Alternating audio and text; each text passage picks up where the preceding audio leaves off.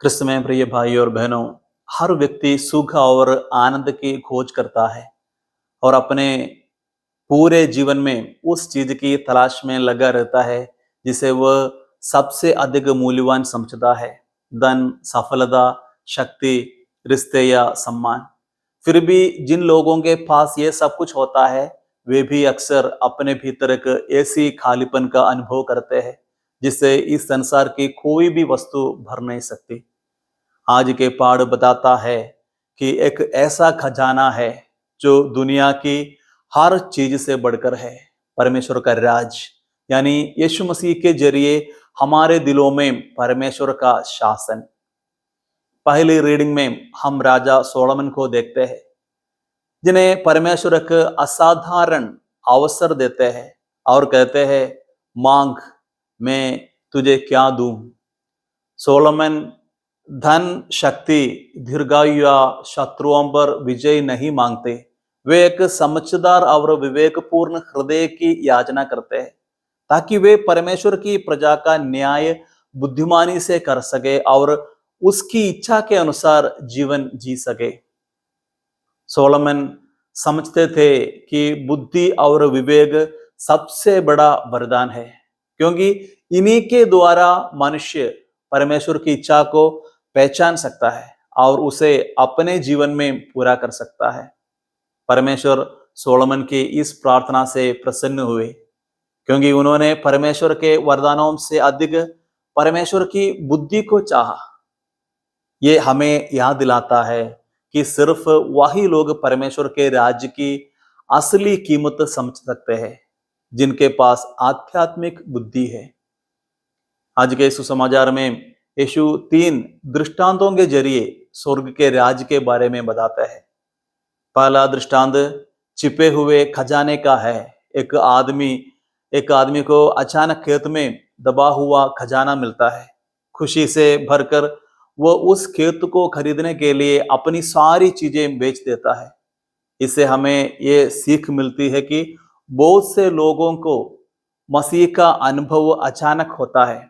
दुख, असफलता, बीमारी, प्रार्थना के पलों में या पवित्र लोगों की गवाही के जरिए।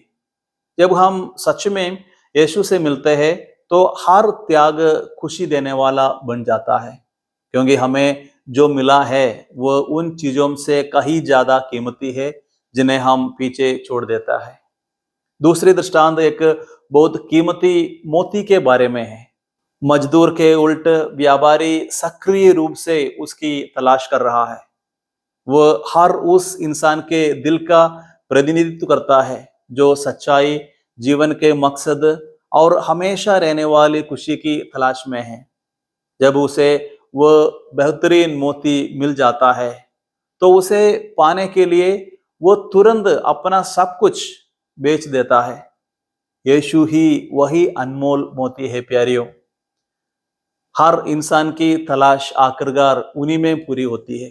जैसा कि संत पौलुस कहते हैं, मैं बाकी सब कुछ नुकसान मानता हूं क्योंकि मेरे प्रभु यीशु मसीह को जानना सबसे ज्यादा कीमती है। और तीसरा दृष्टांत समुद्र में डाले गए जाल का है, जो हमें यह स्मरण करता है कि परमेश्वर का राज सब लोगों के लिए खुला है। जाल में हर तरह की मछलियां आती है, ठीक वैसे ही जैसे चर्च संतों और पापियों, अमीर और गरीब, जवान और बूढ़े सभी का स्वागत करता है। फिर भी अंत में मछलियों को अलग अलग कर दिया जाता है। यीशु अंतिम न्याय की ओर इशारा करते हुए हमें याद दिलाता है कि सिर्फ बाहरी तौर पर चर्च की हिस्सा होना काफी नहीं है। असल बात यह है कि क्या मसीह सचमुच हमारे दिलों में राज करते हैं। ईश्वर के राज के लिए लगातार मन परिवर्तन और सच्ची शिष्यता की जरूरत होती है। दूसरी रीडिंग में संत पौलुस हमें ये भरोसा दिलाकर बड़ी उम्मीद देता है कि जो लोग ईश्वर से प्रेम करते हैं उनके लिए सब कुछ भलाई का कारण बनता है।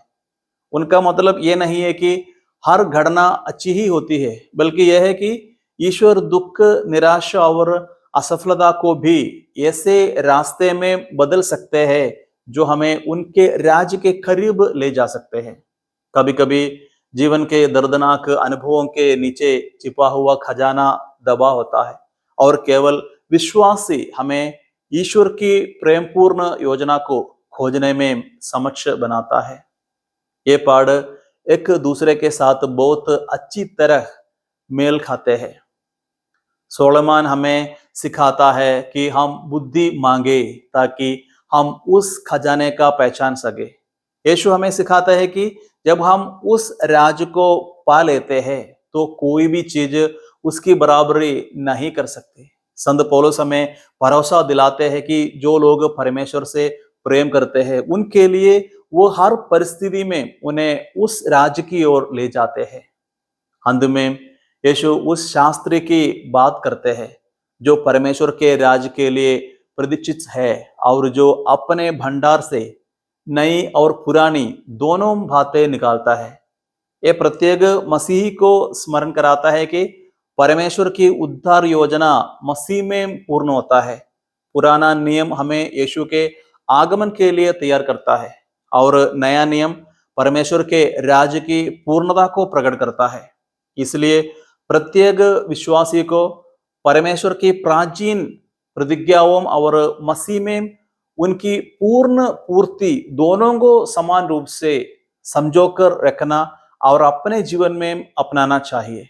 इसलिए आज का सुसमाचार हमें से प्रत्येक को 3 महत्वपूर्ण प्रश्नों पर मनन करने के लिए आमंत्रित करता है। पहला, क्या मैंने सचमुच मसीह को अपने जीवन का सबसे बड़ा खजाना पाया है? दूसरा, क्या मेरे जीवन में कोई ऐसी वस्तु और व्यक्ति जिसे मैं मसीह के साथ अपने संबंध से अधिक महत्व देता है? और तीसरा, क्या मैं प्रतिदिन प्रार्थना, प्रेम और दया के कार्यों, क्षमा तथा विश्वास योग्य जीवन के द्वारा परमेश्वर के अनंत राज्य के लिए स्वयं को तैयार कर रहा हूं? एकमात्र खजाना जिसे आप आनंद जीवन में अपने साथ ले जा सकता है वो है मसीह के साथ अपना संबंध। यही आज के सुसमाचार का सार है। छिपा हुआ खजाना हमें मसीह को खोजने के लिए आमंत्रित करता है। बहुमूल्य मोती हमें प्रेरित करता है कि हम हर वस्तु और हर व्यक्ति से बढ़कर मसीह को चुने। और जाल का दृष्टांत हमें स्मरण कराता है कि हमें जीवन के अंत तक विश्वास में दृढ़ और निष्ठावान बने रहना चाहिए। जब हम यीशु को अपने जीवन का सबसे बड़ा खजाना पहचान लेता है तब संसार के हर दूसरी वस्तु अपने उचित स्थान पर आ सकती है। तब हमारा जीवन परमेश्वर के राज्य के आनंद, शांति और प्रेम से भर जाता है और हम भी भीतर से पूर्णतः रूपांतरित हो सकता है। इसलिए आइए हम अपने आप से ये प्रश्न पूछे, मसीह को पाने के लिए मैं किस बात का त्याग करने को तैयार नहीं हूं?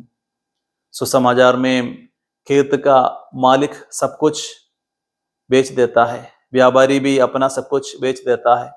उन्होंने ऐसा इसलिए नहीं किया कि परमेश्वर उनसे उनकी खुशियां छीनना चाहता था, बल्कि इसलिए कि परमेश्वर उन्हें उसे कहीं अधिक महान और अनंत खजाना देना चाहता था। ये पाठ हमें सिखाता है कि परमेश्वर के राज्य को खोजने से हमारी प्राथमिकताएं, हमारी पसंद और आखिरकार हमारी किस्मत बदल जाता है।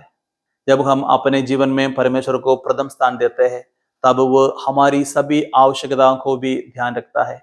जैसा कि यीशु कहते हैं, पहले तुम परमेश्वर के राज और उसकी धार्मिकता की खोज करो तो ये सब वस्तुएं भी तुम्हें दे दिया जाएगा।